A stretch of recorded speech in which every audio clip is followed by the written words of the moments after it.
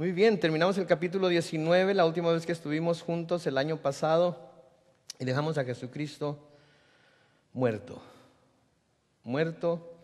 y sepultado, puesto en una tumba, puesto en una cueva básicamente, que era lo que eran las tumbas en el tiempo en el cual Jesucristo fue crucificado, puesto en una tumba, envuelto en un sudario, envuelto con mantos. Se acercaba el día de reposo, por lo tanto nadie iba a poder hacer nada. Se apresuraron mucho, tanto los judíos como los romanos, a bajar el cuerpo de Jesucristo de la cruz y ponerlo en esa tumba. Creo que cada uno tenía su propia intención en hacerlo. Los judíos no querían que el día de reposo, que era un día especial en ese año, fuera desacrado por la presencia de un cadáver colgado en una cruz fuera de la ciudad de Jerusalén. Los romanos, estoy seguro que no querían que los judíos que habían creído en Jesucristo tomaran el cuerpo de Jesucristo siendo colgado ahí en la cruz como un pretexto quizás para hacer un levantamiento, para quizás quejarse y causar algún alboroto. Entonces cada uno por su propia razón quería bajar a Jesucristo de la cruz y esconderlo. Es curioso cómo a través de todos los siglos después de la muerte y resurrección de Jesucristo, ha habido diferentes etapas en la historia en la cual Jesucristo ha querido ser básicamente escondido, enterrado en algún lugar, en donde nadie lo pueda encontrar, enterrado en algún lugar en donde nadie pueda ir a investigar si lo que Él enseñó y lo que Él dijo, si su persona era en realidad quien decía ser. Es curioso que aún en nuestros días se trata de callar, de detener a aquellos que quieren hablar de Jesús, que quieren predicar a Jesús, que quieren enseñar la Biblia en la forma en la que Él enseñó.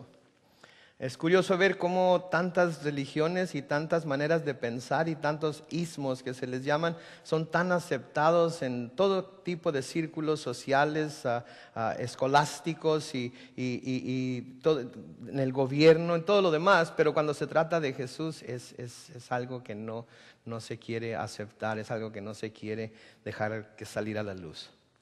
Y es interesante. Porque aun cuando esto ha estado sucediendo a través de todos estos siglos, nadie ha podido lograr esconderlo. Nadie ha podido lograr que finalmente quede sepultado, enterrado, escondido y que nadie hable de Él. Y creo que eso da testimonio acerca de quién es Jesús. No de quién fue Jesús, de quién es Jesús. De quién sigue siendo, porque sabemos que Él es el que fue, el que es y el que vendrá de nuevo. ¿Verdad? Cantamos hace rato, ¿verdad? Anhelamos, Señor, ¿verdad? Pensamos, estamos deseando, Señor, tu regreso.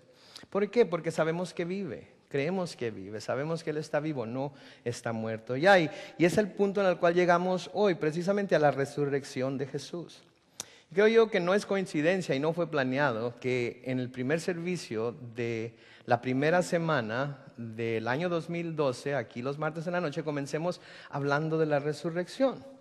Ya tenemos un año nuevo, nuevos comienzos, nuevos principios, nuevas oportunidades. Tenemos la oportunidad de comenzar de nuevo. Tenemos la oportunidad de olvidar lo que ha quedado atrás y hacer de este año algo diferente. Y todos nos hemos propuesto en nuestro corazón y hemos hecho resoluciones que creemos y deseamos que nos lleven precisamente a tener ese año diferente, ese año mejor. La resurrección es lo mismo, la resurrección es un nuevo comienzo. Con la resurrección de Jesucristo comienza una nueva etapa de su ministerio. Con la resurrección de Jesucristo hay nuevas esperanzas que vienen a aquellos que lo estaban siguiendo, esperanzas para algo mejor. Con la resurrección de Jesucristo podemos nosotros buscar tener una relación más cercana con Él, más estrecha con Él. No es algo abstracto que nos tengamos que solamente imaginar, sino porque las páginas de la Biblia lo hacen que salte a la vida, pues porque nuestra fe también hacen que salte a la vida, porque su Espíritu Santo da testimonio a nuestro espíritu de que somos hijos de Dios y de que Él vive. Podemos tener una relación personal con alguien vivo, con alguien que es una persona. No debemos pensar en Jesucristo como un espíritu, no debemos pensar en Jesucristo como algo que existe solamente en nuestra imaginación o lo sentimos en nuestro corazón. Jesucristo es una persona que está viva. La palabra de Dios nos dice que está sentado a la diestra del Padre, intercediendo por nosotros. Entonces es una persona viva, ¿verdad?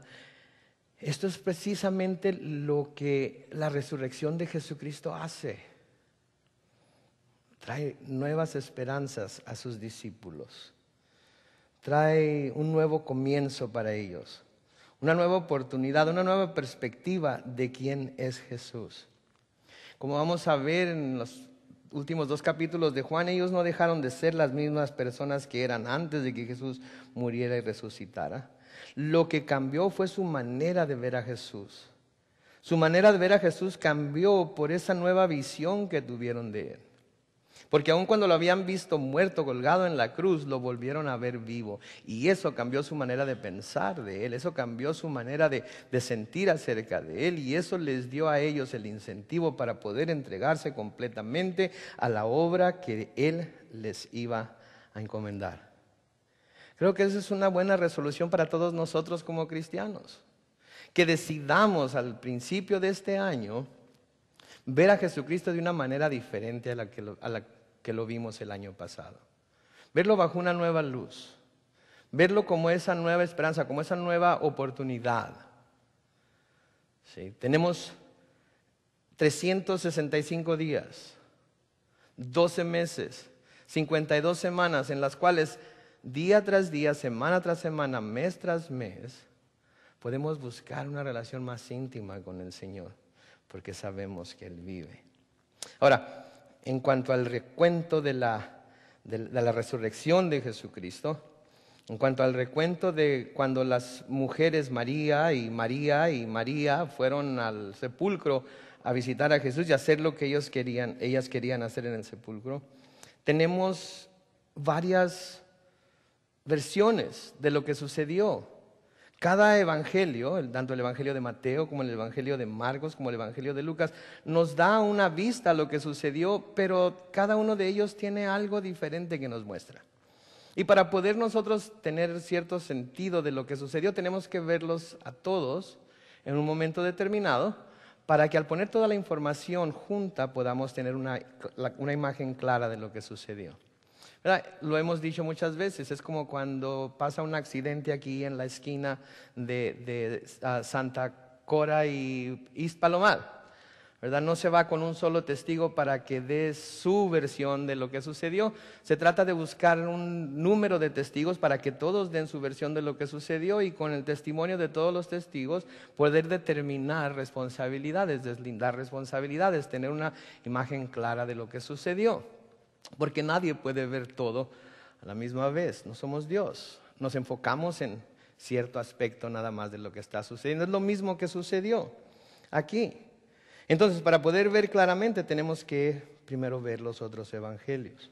Por ejemplo, Marcos, en el capítulo 16, comenzando con el versículo 1, nos relata el suceso de esta forma.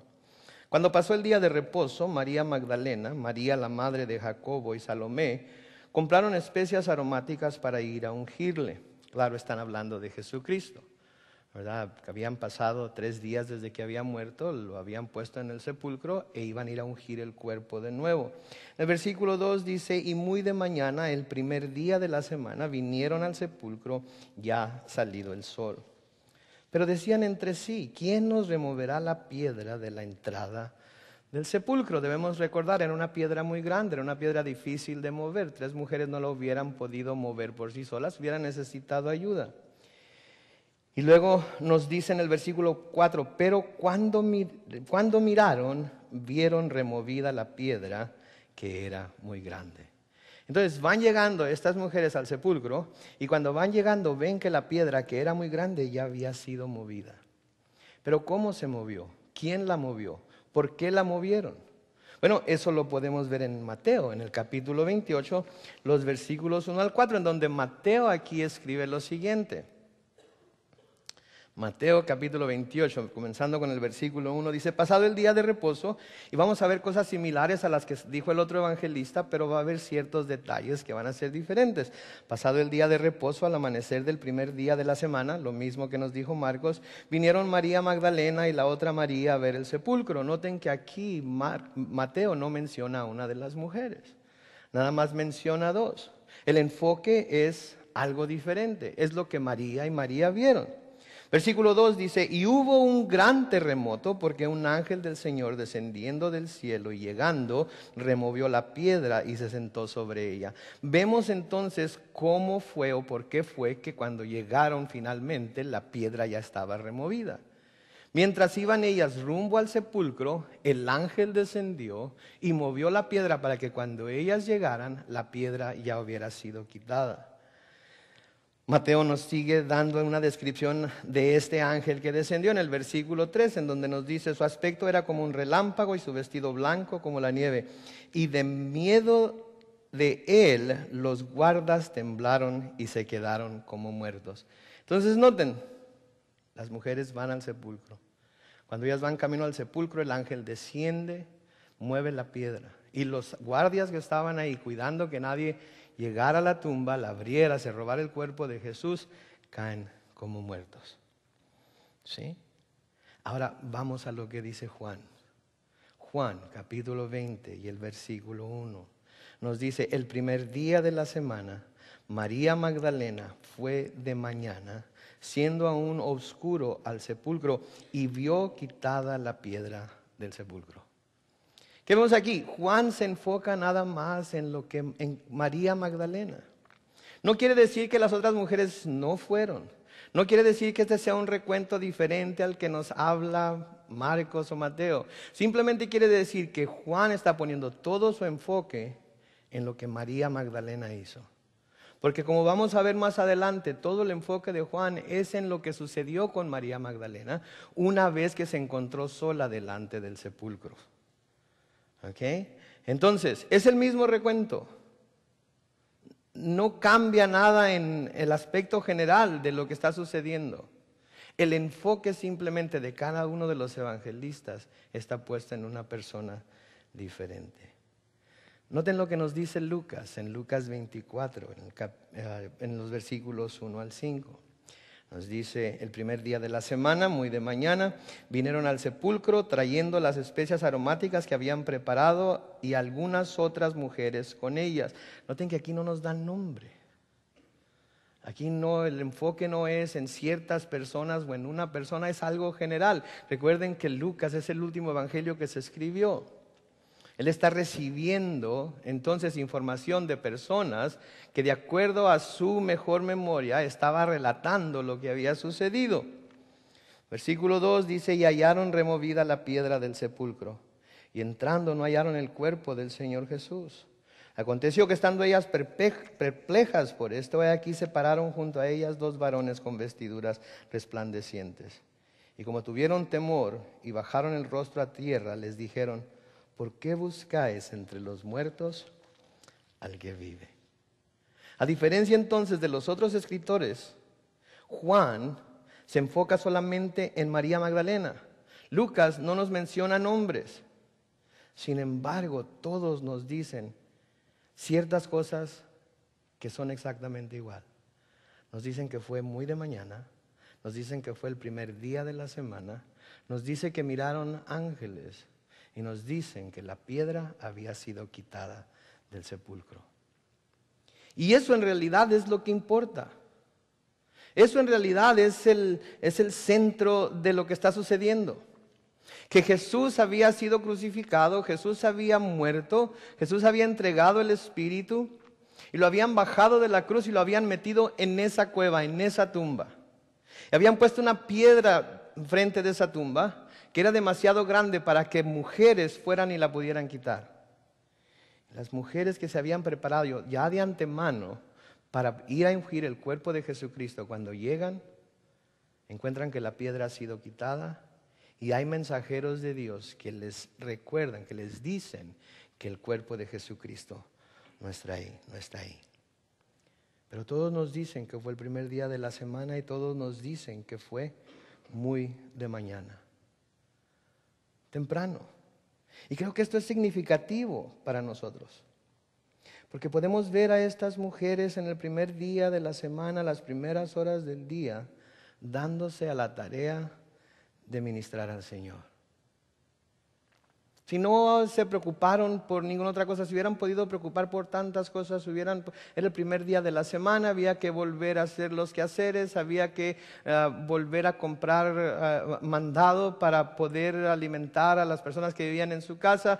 Había pasado el día de reposo y nadie había hecho ninguna limpieza, nadie había encendido ningún fuego, nadie se había bañado, nadie había lidiado con los animales, nada. Sin embargo, para ellas, el primer día de la semana, a primeras horas del día, lo más importante para ellas fue ministrar al Señor. Creo que eso es algo importante para nosotros. Creo que es algo que nosotros debemos prestar atención. Creo que debemos preguntarnos qué es lo que nosotros le damos al Señor. ¿Cuándo es que tratamos de ministrarle a Él? Nosotros ministrarle a Él. Él constantemente nos está ministrando a nosotros por medio de su Espíritu Santo. Él constantemente nos está ministrando a nosotros por medio de otros hermanos. Pero ¿qué hacemos nosotros para ministrar a Él? ¿Y cuándo lo hacemos? Cuando tenemos toda la fuerza para hacerlo, cuando tenemos nuestra mente despierta para hacerlo, o cuando ya ha pasado la mayor parte de nuestro día y hemos usado la mayor parte de nuestras fuerzas y hemos llegado ya como para que no se diga que no lo hicimos, abrir nuestra Biblia y quedarnos dormidos con ella en el pecho o en nuestro regazo, o que se nos caiga de la mano, o inclusive quedarnos dormidos aquí en la iglesia. No lo digo por ustedes, no he visto a ninguno de ustedes que se quede dormido. Debo agregarlo. Pero noten lo que ellas están haciendo. Ahora, no quiero que piensen que el pastor Carlos es de esos pastores que dicen, tienen que levantarse a las 4:30 de la mañana, no importa qué hayan hecho la noche anterior, no importa qué tanto hayan trabajado, si los niños están enfermos o no, y si no se levantan a las 4:30 de la mañana y leen su Biblia y se ponen a orar y a buscar el rostro del Señor, entonces no están haciendo lo correcto. De ninguna manera, tenemos que ver las cosas dentro del contexto de la época en la cual se escribieron, en algunos aspectos. Y en esta precisa época de la que estamos hablando aquí, se tenía que hacer muy buen uso de la luz natural, porque no había luz artificial como la tenemos nosotros. Entonces la gente se tenía que levantar muy temprano y tenía que ir a hacer su trabajo y tenía que comenzar a veces antes de que saliera el sol, porque querían aprovechar todas las horas de luz que se pudieran aprovechar. Se levantaba la gente al rayar el alba para aprovechar esa luz. El punto que quiero hacer aquí no es necesariamente que ustedes se tengan que levantar entonces antes de que salga el sol, a hacer estas cosas de ministrar al Señor, a leer la Biblia, a orar, a buscar estar a solas con Él.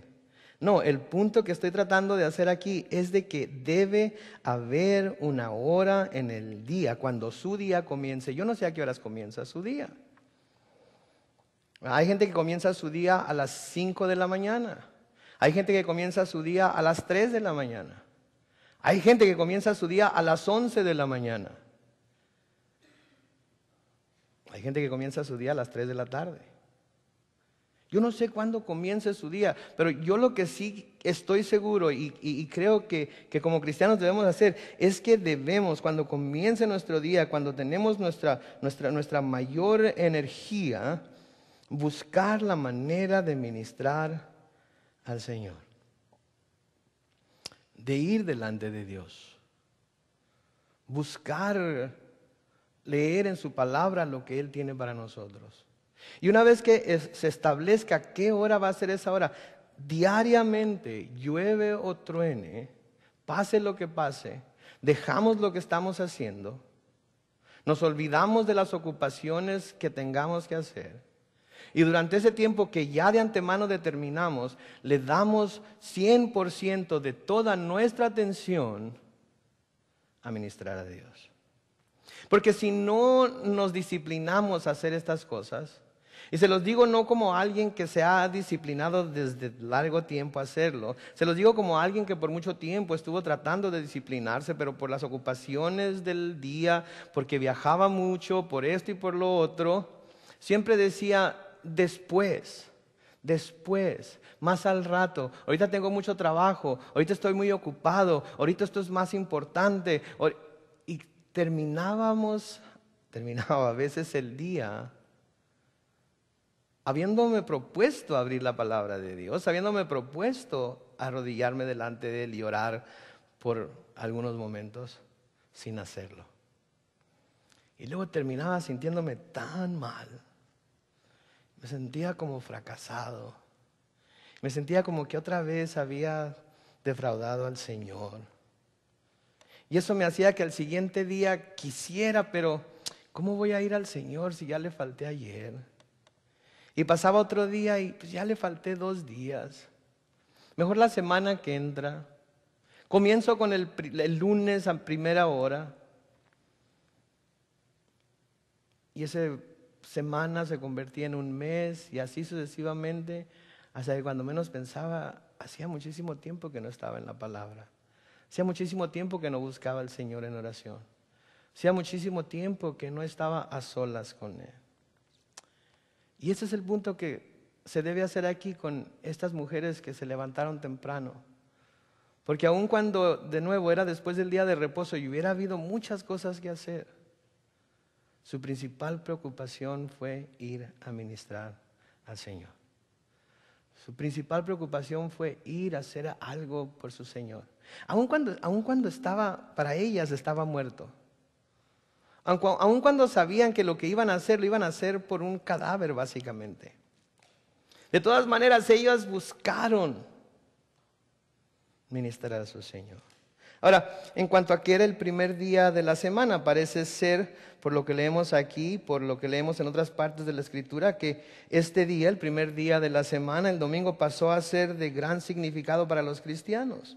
Precisamente por ser el día en el que Jesucristo se presentó vivo delante de ellos, después de haber resucitado de los muertos. Entonces este fue un día que se adoptó básicamente por los cristianos para ser el día del Señor, para ser el día de adoración. De manera que ahora nosotros también seguimos esa misma costumbre de reunirnos los domingos en la mañana, el primer día de la semana, para adorar al Señor, para leer su palabra, para tener comunión los unos con los otros, para orar todos juntos y para alabarle a Él. Sí, en Hechos capítulo 20 y el versículo 7 se nos habla de una reunión a la que asistió Pablo y se nos dice precisamente eso. El primer día de la semana, reunidos los discípulos para partir el pan, Pablo les enseñaba, habiendo de salir al día siguiente, y alargó el discurso hasta la medianoche. Este era el primer día de la semana en el que se reunían, para partir el pan, para compartir los unos con los otros y para tener un tiempo todos juntos delante de Dios. También Pablo de nuevo en 1 Corintios capítulo 16, los versículos 1 y 2, escribe a los corintios: en cuanto a la ofrenda para los santos, haced vosotros también de la manera que ordené en las iglesias de Galacia. Note versículo 2, cada primer día de la semana, cada uno de vosotros ponga aparte algo según haya prosperado, guardándolo para que cuando yo llegue no se recojan entonces ofrendas. Había necesidad en Jerusalén, él había mandado a las iglesias que recogieran ofrendas para llevar a Jerusalén cuando él fuera a Jerusalén, y les manda decir que cada primer día de la semana, cuando se reúnan, traigan sus ofrendas a la iglesia y las entreguen a la iglesia para después, cuando él llegue, no tengan que andar haciendo ahí cooperachas y recogiendo ofrendas, y pueda él y otras personas que ellos decidieran ir con él a Jerusalén a presentar esas ofrendas. Entonces el primer día de la semana fue el día que se adoptó como aquel que después se llamó el día del Señor, en el cual la iglesia se reunía para adorar a Dios. Y esto es importante porque hay mucha gente que dice: no, debemos de reunirnos en el día sábado, ese es el día de adoración, ese es el día en el cual tenemos que adorar a Dios. Y hacen algo como que es, si no estamos adorando en el día sábado, estamos de alguna manera cometiendo el pecado imperdonable y Dios no va a recibir nuestra adoración. Cuando la verdad de las cosas es que Dios a través de Pablo nos dice que nadie nos juzgue por qué días seguimos o celebramos nosotros. De hecho, para el cristiano, todos los días de la semana deben ser días de adoración. Todos los días de la semana deben ser días de adoración. Desde que nos levantamos en la mañana hasta que nos acostamos en la tarde, debemos estar de continuo adorando a Dios. Porque Él es digno de toda adoración, ¿no es cierto? Él es digno de que constantemente estemos alabándole. Él es digno de que constantemente le estemos adorando y de que constantemente queramos tener comunión con Él. Entonces no es nada más el primer día de la semana, sino todos los días de la semana. Me recuerda un corito que cantábamos en la iglesia en la cual yo crecí. Quizás ustedes lo conozcan. Dice algo así: yo me gozo el lunes, yo me gozo el martes, yo me gozo el miércoles. ¿Alguien está tocando la música? Yo me gozo el jueves, yo me gozo el viernes, sábado también. Al llegar domingo sigo con el gozo, les diré por qué. Porque tengo a Cristo y Él me da la dicha de gozarme en Él. Entonces es toda la semana. Y si viviéramos esa vida de adoración y de gozo en el Señor todos los días desde que amanece hasta que anochece, quiero decir una cosa: las cargas que a veces llevamos encima, los problemas que a veces enfrentamos, no serían tan grandes. Porque el gozo del Señor sería nuestra fortaleza. Y eso es lo que necesitamos. Vivir una vida de gozo en el Señor. Vivir una vida de gozo y adoración constante a Dios. Para que en ese gozo y adoración nuestra vida pueda ser más llevadera. ¿Sí? En el versículo 2 de Juan 20 dice: entonces corrió, hablando de María de nuevo, y fue a Simón Pedro y al otro discípulo. Noten la descripción que da aquí del discípulo: aquel al que amaba Jesús. Y les dijo: se han llevado del sepulcro al Señor y no sabemos dónde le han puesto. Primero, es digno de observar que Juan, que es el que está escribiendo este evangelio, al mencionarse a sí mismo, se menciona como al otro discípulo, aquel al que amaba a Jesús. Pero no dice: fue con Pedro y vino conmigo, yo siendo el discípulo que amaba a Jesús. Creo que ha de haber aprendido una buena lección cuando él y su hermano fueron a decirle a Jesús que querían sentarse uno a la diestra y otro a la izquierda de él en el cielo. Ha de haber aprendido una buena lección a no creer tanto de sí mismo. Por lo tanto, no se nombra a sí mismo como parte de este dueto, sino que simplemente se llama a sí mismo como aquel a que Jesús amaba. Sabemos que este discípulo al que Juan se refiere aquí es el mismo. Y lo sabemos porque si mira en su Biblia en el siguiente capítulo, en Juan capítulo 21, en los versículos 20 y 22, él mismo escribe: volviéndose Pedro, cuando el Señor le está preguntando: Pedro, ¿me amas? Y cuando le dice que lo siga, volviéndose Pedro, dice en el versículo 20 del capítulo 21, vio que le seguía el discípulo a quien amaba Jesús, el mismo que en la cena se había recostado al lado de él y le había dicho: Señor, ¿quién es el que te ha de entregar? Cuando Pedro le vio, dijo a Jesús: Señor, ¿y qué de este? Jesús le dijo: si quiero que él quede hasta que yo venga, ¿qué a ti? Sígueme tú. Vamos a ver más esto cuando estudiemos el capítulo 21, pero luego noten lo que dice el versículo 24. Este es el discípulo que da testimonio de estas cosas y escribió estas cosas. Y sabemos que su testimonio es verdadero. ¿Quién es el que escribió estas cosas? Es Juan. Por lo tanto, cuando se menciona al discípulo a quien Jesús amaba, está hablando de Juan, está hablando de sí mismo. Ahora noten también lo que hace María. María, cuando va y se encuentra con Pedro y Juan, les dice: se han llevado del sepulcro al Señor y no sabemos dónde le han puesto. ¿Qué nos dice esto? Todavía no creían, todavía no habían entendido que Jesús había resucitado. Todavía no habían llegado a captar que el Señor Jesús ya no estaba muerto, que Él había salido de la tumba por su propio poder, que Él había salido de la tumba porque Él mismo, como lo había dicho antes, puso su vida y Él mismo la volvió a tomar. Aquí María dice: se han llevado del sepulcro al Señor y no sabemos dónde le han puesto. Note también que aquí usa el plural: no sabemos. Lo que nos dice entonces que no fue solamente ella la que había ido, sino que había habido otra gente que había ido con ella, sin duda las otras 2 mujeres que habían estado con ella, de las cuales nos hablan los otros evangelios. Porque si hubiera sido ella sola, hubiera dicho, y no sé en dónde le han puesto. Pero ella aquí dice, y no sabemos en dónde le han puesto. ¿Sí? Versículo 3 dice, salieron Pedro y el otro discípulo y fueron al sepulcro. Y corrían los 2 juntos, pero el otro discípulo corrió más aprisa que Pedro y llegó primero al sepulcro. Noten aquí Juan. Este era el discípulo más anciano, más viejo por así decirlo en ese tiempo, Pedro, y el discípulo más joven, Juan. ¿Verdad? Y los 2 van corriendo hacia el sepulcro y aquí Juan de nuevo, hasta un poco humilde en su manera de expresarlo, no dice que él fue el que llegó antes, simplemente el otro discípulo llegó antes que Pedro, ¿verdad? ¿Por qué? Porque él era más joven que Pedro. Pedro ya estaba medio correteado, había trabajado como pescador mucho tiempo, sí, era un hombre duro, era un hombre fuerte. Pero yo me imagino a Pedro un hombre así medio grueso, ¿verdad? Medio grandote, que no podía correr muy bien. Y Juan, siendo alguien más joven, ¿verdad? Al escuchar lo que había sucedido, se arrancó y aunque los 2 corrieron juntos, Juan llegó antes que él. En el versículo 5 dice, y bajándose a mirar, vio los lienzos puestos ahí, pero no entró. Entonces Juan llega antes que él y mira los lienzos sobre el lugar donde habían puesto a Jesús, pero no entró. No quiso ser él el primero en entrar. No quiso encontrarse con algo que a lo mejor le iba a sacar un susto y se quedó afuera. En el versículo 6 dice, luego llegó Simón Pedro tras él y él entró en el sepulcro y vio los lienzos puestos ahí. Y el sudario, dice el versículo 7, que había estado sobre la cabeza de Jesús, no puesto con los lienzos, sino enrollado en un lugar aparte. Noten, enrollado en un lugar aparte.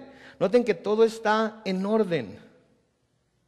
Sí, no entraron al sepulcro y todo estaba tirado por todos lados, los lienzos desparramados por un lado, el sudario por otro. No, todo estaba en orden, inclusive estaba enrollado. No era como que algo había sucedido de repente.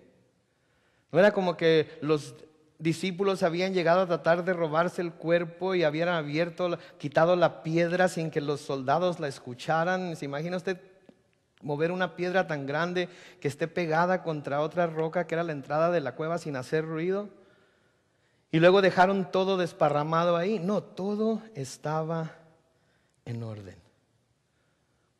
Todo estaba bien acomodado. Sí, debemos acordarnos, Dios es un Dios de orden. Dios no es un Dios de desorden. Pablo nos dice, ¿verdad?, que todo lo que hagamos en la iglesia debemos de hacerlo decentemente y en orden. Ese es el Dios al que servimos. Dios no es desordenado, nosotros somos los desordenados a veces. Nosotros somos los que perdemos todo orden y cuando se trata de seguir ciertas reglas o hacer cosas de cierta forma, a veces nos rebelamos contra esas formas que se nos pide hacerlas y lo hacemos en desorden, pero Dios es un Dios de orden. Ahora noten que dice en el versículo 8, entonces entró también el otro discípulo que había venido primero al sepulcro y vio y creyó, porque aún no habían entendido la escritura que era necesario que él, hablando de Jesús, resucitase de los muertos. Todavía hasta este punto, todavía hasta este momento, ellos no habían entendido que él tenía no solamente que morir, sino que tenía que resucitar de nuevo. Era algo que no se veía comúnmente. Era algo que no era la norma, era algo completamente fuera de lo normal. Alguien que muere y resucita no era algo que se miraba todos los días. Entonces, aun cuando habían escuchado al Señor Jesucristo decirlo, no lo habían entendido hasta ahora. Hasta ahora lo entendieron. Juan, hablando en otra ocasión, escribiendo en Juan capítulo 2, cuando Jesús purificó el templo y los fariseos y escribas y sacerdotes vinieron a Jesucristo y le dijeron, danos una prueba de por qué estás haciendo lo que estás haciendo. Danos algo que nos diga que tienes autoridad para hacerlo. Juan nos dice en Juan capítulo 2, versículo 20, nos dice, dijeron luego los judíos. El Señor Jesucristo, cuando les piden prueba, les dice que derriben ese templo en 3 días y Él en 3 días lo volverá a levantar. Y en el versículo 20 de Juan 2 dice, dijeron luego los judíos, en 46 años fue edificado este templo y tú en 3 días lo levantarás. El versículo 21 dice, mas Él hablaba del templo de su cuerpo. Por tanto, cuando resucitó de entre los muertos, sus discípulos se acordaron que había dicho esto y creyeron la escritura y la palabra que Jesús había dicho. Entonces no fue sino hasta que llegó este momento, no fue sino hasta que vieron el sepulcro vacío, no fue sino hasta que vieron los lienzos acomodados y el sudario enrollado, que finalmente se dieron cuenta el Señor ha resucitado. Y luego noten el versículo 10 que dice, y volvieron los discípulos a los suyos. Evidentemente las otras mujeres se habían devuelto ya a sus casas, ya fuera con María cuando les fue a avisar a los discípulos que se devolvieron con ella y ya se quedaron allá, o que se hayan devuelto con los discípulos Pedro y Juan cuando ellos se fueron, pero María se quedó sola en el sepulcro. El versículo 11 dice, pero María estaba fuera llorando junto al sepulcro, y mientras lloraba se inclinó para mirar dentro del sepulcro. Y vio a 2 ángeles, como se nos dijo anteriormente en los otros evangelios, con vestiduras blancas, que estaban sentados el uno a la cabecera y el otro a los pies, donde el cuerpo de Jesús había sido puesto. Y le dijeron, mujer, ¿por qué lloras? Les dijo, porque se han llevado a mi Señor y no sé dónde le han puesto. Cuando había dicho esto, se volvió y vio a Jesús que estaba ahí, mas no sabía que era Jesús. Noten, ella se dio la vuelta y miró a un hombre que estaba ahí. Juan nos testifica que era Jesús, pero ella cuando lo vio no sabía que era Jesús. En el versículo 15 Jesús le dijo, mujer, ¿por qué lloras? ¿A quién buscas? Ella, pensando que era el hortelano, otra manera de decir el jardinero, el que atendía las plantas del huerto, le dijo, Señor, si tú lo has llevado, dime dónde lo has puesto y yo lo llevaré. Todavía María no ha captado, todavía María no ha podido entender. Todavía María cree que ha sido alguna cosa que el hombre hizo de sacar a Jesús del sepulcro y llevarlo a otro lugar. Y le dice, Señor, si tú lo has llevado, dime dónde lo has puesto y yo lo llevaré. Dime dónde lo dejaste. Yo me lo llevo, yo lo pongo en otro lugar en donde no estorbe, en donde no esté de alguna manera molestando a nadie. Yo me lo llevo. En el versículo 16 Jesús le dijo, María. Volviéndose ella le dijo, Raboní, que quiere decir maestro. En cuanto escuchó María a Jesús llamarla por su nombre, inmediatamente reconoció que Él era. En cuanto escucha la voz del Señor pronunciar su nombre, María, lo reconoce inmediatamente. El Señor Jesucristo en Juan capítulo 10, comenzando con el versículo 14, nos dice esto: yo soy el buen pastor y conozco mis ovejas, y las mías me conocen. Así como el Padre me conoce y yo conozco al Padre y pongo mi vida por las ovejas. También tengo otras ovejas que no son de este redil. Aquellas también debo traer. Note lo que dice: y oirán mi voz. Y habrá un rebaño y un pastor. Por eso me ama el Padre, porque yo pongo mi vida para volverla a tomar. En ese mismo capítulo, pero ahora en el versículo 27, el mismo Señor Jesús nos dice: mis ovejas oyen mi voz, y yo las conozco y me siguen, y yo les doy vida eterna, y no perecerán jamás, ni nadie las arrebatará de mi mano. Mi Padre que me las dio es mayor que todos y nadie las puede arrebatar de la mano de mi Padre. ¿Sabe qué? Nadie ni nada va a poder nunca jamás separar a las ovejas de Jesucristo de su pastor. Nada ni nadie. Nunca jamás va a poder separar a las ovejas de Jesucristo de su pastor. Quiero que se imagine por un momento cómo se estaría sintiendo María en estos momentos. ¿Qué estaría pasando por su mente? ¿Qué estaría pasando por su corazón? ¿Qué estaría ella pensando en estos momentos? ¿Cree usted que quizás se encontraba desilusionada? Digo, póngase a pensar. Su Señor había muerto, había sido sepultado.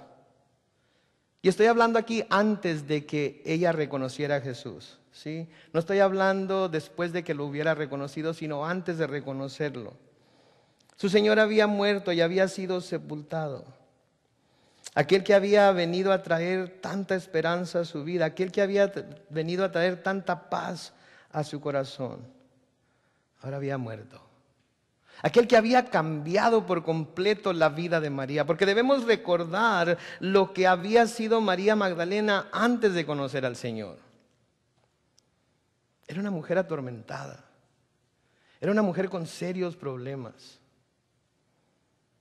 Es más, Lucas nos dice que cuando Jesús iba predicando, le seguían sus discípulos, y en Lucas 8:2 nos dice que también algunas mujeres que habían sido sanadas de espíritus malos y enfermedades le seguían, entre ellas María, que se llamaba Magdalena, de la que habían salido 7 demonios. Esta había sido María Magdalena antes de conocer a Jesús. Esta había sido María Magdalena antes de que el Señor viniera a ser parte de su vida. Ahora aquel que le había liberado, que le había protegido, que le había dado una vida nueva, ya no estaba. Había muerto y había sido sepultado. ¿Alguna vez se ha sentido usted así, desilusionado de algo? Desilusionado por alguien. Desilusionado por alguna situación en su vida.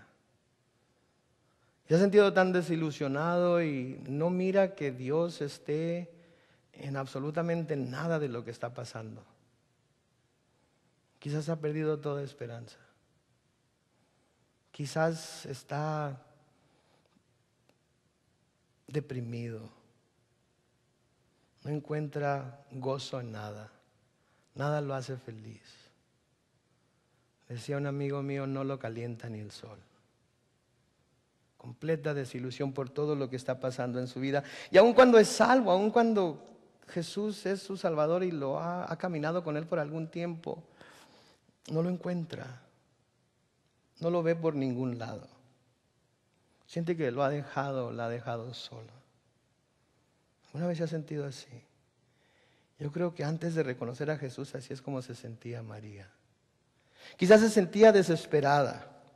Se había levantado muy de mañana para ir a hacer algo bueno por su Señor, para ir a estar cerca de Él, aun cuando ya estaba muerto, aun cuando era solamente su cuerpo. El solo saber que su cuerpo estaba dentro de ese sepulcro le daba quizás un poco de consuelo. Es curioso, ¿verdad? Cómo cuando se nos muere un ser amado y vamos y lo sepultamos, el solo ir a la tumba, el solo ir a ponerle un ramo de flores, el solo ir a estar ahí por unos momentos, nos trae cierto consuelo. Sabemos que ahí está. Cuando menos el cuerpo, ahí está. Me acuerdo mucho de mi nana Lina. Me acuerdo cuando íbamos a su tumba ahí en Mexicali. Y lavábamos la tumba y la limpiábamos y la pintábamos.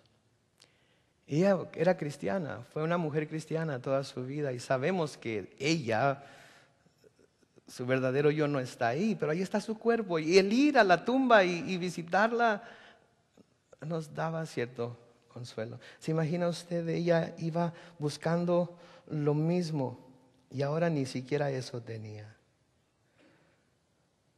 Ahora ni siquiera eso tenía. Quizás usted ha sentido ese tipo de desesperación. Le ha estado sirviendo fielmente al Señor, se ha estado gozando en ese servicio y de repente el gozo se fue, la emoción desapareció. Ya es como que ni caso tiene. Nada me llena. Y si no lo voy a hacer con gozo, mejor no lo hago. Porque me voy a sentir como un hipócrita. Cuando lo sentía con gozo, de todas maneras, a veces lo hacía hipócritamente porque no había nada que le trajera gozo, pero el solo saber que iba a servir al Señor, eso le daba cierta satisfacción aún en medio de la más grande desesperación que tuviera. Entonces no se trata de eso. ¿Qué hacer en casos como este? ¿Qué hacer cuando llegamos a esos puntos en nuestra vida tan bajos, llenos de desilusión, llenos de desesperación, faltos de esperanza, en donde no hay gozo? ¿Sabe qué debemos hacer? Lo mismo que estaba haciendo María. Buscar a nuestro Señor. No darnos por vencido. En medio de la desilusión, en medio de la desesperación, en medio del dolor. Así como María se mantuvo ahí en el sepulcro, así como María siguió insistiendo y preguntando, queriendo saber en dónde estaba, así nosotros también debemos de esforzarnos por buscarlo, por encontrarlo, por ver su rostro, por escuchar su voz a través de su palabra, por escuchar su voz en la oración, por encontrar el gozo en la adoración. Y saben lo que sucede a veces es que nos desilusionamos tanto y nos sentimos tan desesperados porque las cosas no están saliendo como nosotros quisiéramos, porque las cosas no están saliendo como nosotros pensamos que deberían salir, que en lugar de acercarnos más a aquel que es el único que nos puede volver a dar ese gozo, volver a dar esa esperanza, volver a darnos ese aliento y esa fuerza que necesitamos, nos apartamos de él. No tengo cabeza ni para Dios ahorita. Ir a cantar y a levantar mis manos, me voy a sentir como un hipócrita. Ir a hacer de cuenta que todo está bien cuando mi vida está completamente destrozada. No puedo hacer eso. Ir a poner la cara de felicidad cuando mi corazón está completamente roto. Eso es precisamente lo que debemos hacer. Pase lo que pase dentro de nosotros, esté nuestro corazón en el estado que esté, hayamos caído tan bajo como hayamos caído, en ese momento de desilusión y desesperación, como María debemos aferrarnos más a buscar el rostro de nuestro Señor, a encontrarlo y buscar, escuchar su voz en nuestro oído que nos llama por nombre. Los discípulos y las otras mujeres se fueron. María estaba ahí en el huerto junto a la tumba. Tenía que saber qué había pasado con Jesús. No se iba a dar por vencido, no iba a dar marcha atrás, no iba a dejar que nada la disuadiera de ver a su Señor, aunque fuera su cuerpo muerto nada más. ¿Y cuál fue la sorpresa de María al insistir tanto? ¿Cuál fue la sorpresa de María al mantenerse firme? Que cuando menos pensó, escuchó la voz de su Señor decirle: María.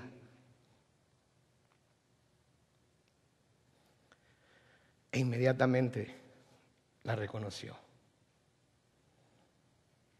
Oh, si nos hubiéramos esperado un poquito más.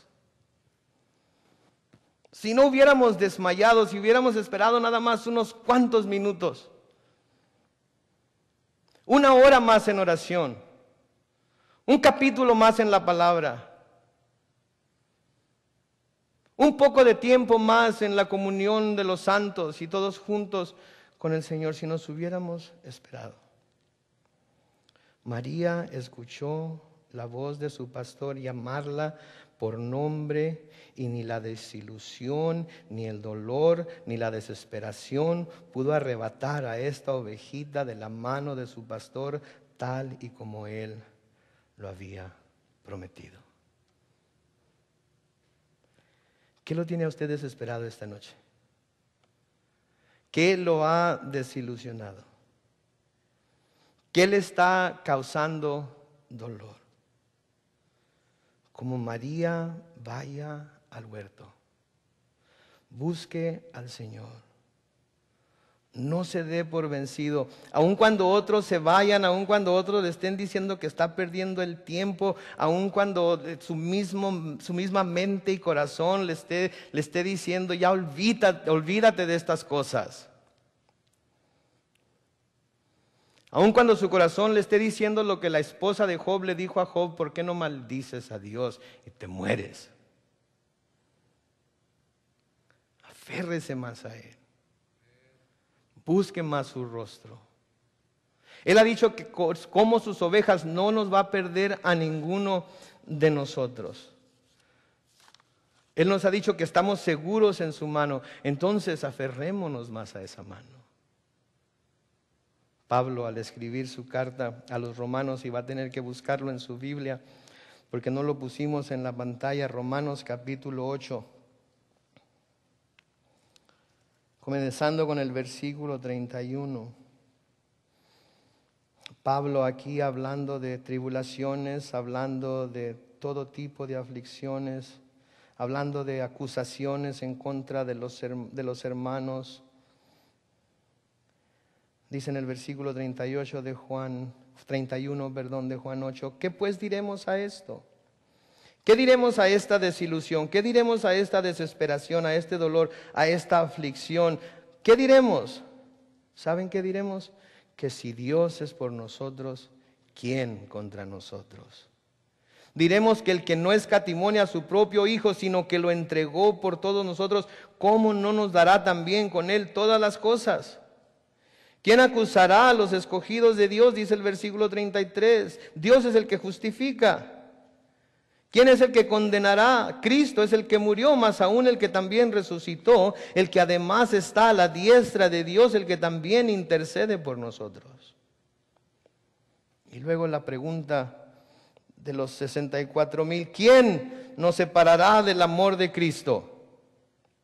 ¿Tribulación o angustia o persecución o hambre o desnudez o peligro o espada? Como está escrito, por causa de ti somos muertos todo el tiempo, somos contados como ovejas de matadero. Antes, en. ¿Se fija esa palabra que dice ahí en? Subráyela, circúlela, póngala en la letra E y la letra N en mayúscula. En todas estas cosas, mientras estamos pasando por todas estas cosas, mientras estamos sufriendo estas cosas, mientras tenemos esta desilusión, mientras tenemos esta desesperación, en este dolor, en todas estas cosas, somos más que vencedores por medio de aquel que nos amó. Por lo cual estoy seguro de que ni la muerte, ni la vida, ni ángeles, ni principados, ni potestades, ni lo presente, ni lo porvenir, ni lo alto, ni lo profundo, ni ninguna otra cosa creada nos podrá separar del amor de Dios que es en Cristo Jesús, Señor nuestro. Nada. Pero como María tenemos que aferrarnos. Como María no podemos darnos por vencido. Como María tenemos que seguir insistiendo. Aun cuando seamos los únicos que estamos en el huerto. Aun cuando seamos los únicos que lo estamos buscando.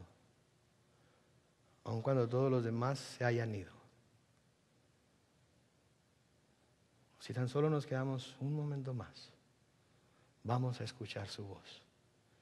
Y cuando escuchemos su voz llamándonos por nombre, vamos a volvernos y vamos a decir como María, Raboní, Maestro. Y vamos a reconocer su voz. Amén. Hay un himno muy antiguo mucho más antiguo que yo, aunque yo sé que es difícil de creerse. Póngase de pie, lo vamos a cantar a capela, el primer verso y el coro nada más. Creo que lo puse ahí para poner en la pantalla. Se llama A Solas con Cristo. Y habla precisamente de eso, de ir al huerto a solas y de buscar, escuchar la voz de nuestro Maestro. Y va algo así.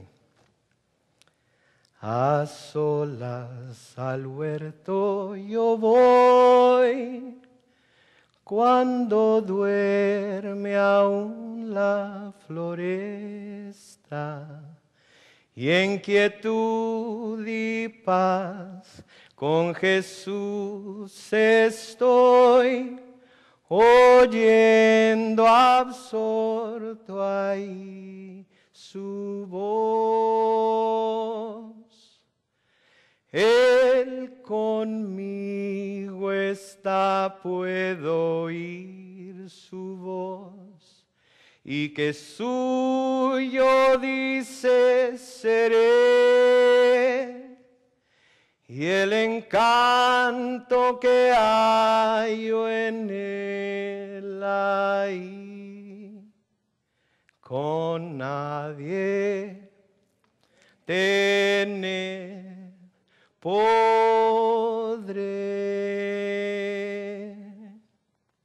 Padre Celestial, te damos gracias. Te damos gracias, Señor, por tu amor tan grande y por habernos asegurado hoy que no habrá nada que nos separe de Él. Te pedimos, Señor, que en esta noche aprendamos la lección de María Magdalena. Esa mujer, Señor, que tú liberaste de aquellos 7 demonios que traía dentro. Esa mujer, Señor, que tú protegiste, esa mujer a la cual le diste una nueva vida. Y que buscó, Señor, ministrarte desde el momento en el que te conoció hasta el momento en el que moriste y aún después de eso. Señor, haznos como ella. Señora, ayúdanos a reconocer que te necesitamos. Y ayúdanos a reconocer, Señor, que debemos buscar la manera de ministrarte con todo nuestro corazón. Dios, cuando la desilusión y la decepción y la desesperación y todas esas cosas vengan a nuestra vida, oh Dios, que insistamos aún más en encontrarte, en ver tu rostro, en oír tu voz. Señor, tu palabra nos dice que tus ovejas oyen tu voz. Oh Dios, confírmanos que somos parte de tu redil, dándonos un corazón, Señor, que esté siempre alerta para cuando tú nos llames por nombre. Llévanos al huerto, Señor, día con día, porque sabemos que la paz que encontramos contigo en ese lugar no la podremos encontrar con nadie. Te alabamos, te bendecimos y te amamos.